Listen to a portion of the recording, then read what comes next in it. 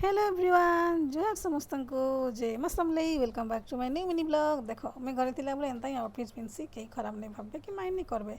तो मते जीवा थिला मार्केट घर लगे सामान आनबार थिला। तो एंता धुरकुटा कुटी दौन का 3-4 दिन न बाहर के बाहर बारटा महा मुस्किल हो जाए। माँ कसम जेनता सेन्ता कर वर्षा छाड़ीगला मुई बाहरी गली मार्केट। मते घर लगे नेबार थिला परिया पत्र फटाफट बाछीदेली बाबू लगे मेडिसिन भी घिनदेली।